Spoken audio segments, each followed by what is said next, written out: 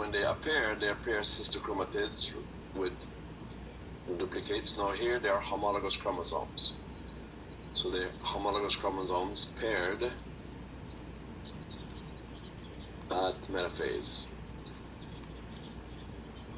What if 2n had been 4?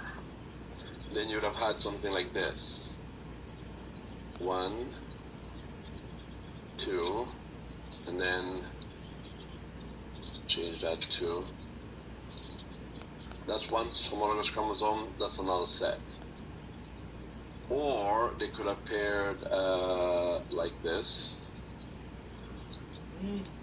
except differently. All of these are possibilities of homologous chromosomes pairing up. Either way, doesn't matter what happens, what you're going to be getting is the separation of homologous chromosomes. That's the key event in, one key event in, or second key event in meiosis that is different from mitosis. So what this does then is this reduces the number of chromosomes.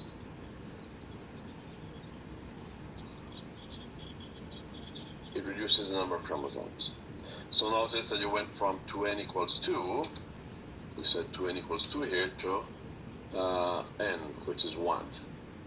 Then here you have a separation of sister chromatids, just as in mitosis. So this is like a mitosis. Except that the net result here is 4 haploid cells, that is n equals 1. And they are also different from each other because they would have crossing over occurring between these pieces here. Those would have probably had crossing over occurring. And so you'd have had 1, 2, 3, 4 of them different from each other. And so mitosis, the big thing is to be able to compare mitosis with meiosis. And they go through the same cycles in terms of G1, S, and G2 for interphase. That's an interphase. But you get pairing of the tetrads, that is, you get this type of pairing that occurs. That's the pairing this is talking about right here. That's a tetrad. Tetrad for 4 chromatids. 1, 2, 3, 4 chromatids. These here are sister chromatids. These here are sister chromatids. But a blue one and a red one would be non-sister chromatids. And those are the ones that have crossing over that occur. So the crossing over occurs between non-sister chromatids and it can occur anywhere. It can occur, if I have a stick like this, just represent that and that like that. And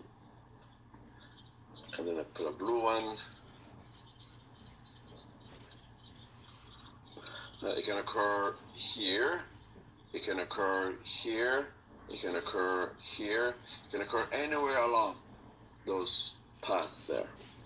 And depending on where it occurs, you're going to get different kind of mixing up of genes that can occur. So those are this again to illustrate the bivalent that occurs there. That shows you where the chiasma occurs. Chiasma is the X, where the exchange is going to occur.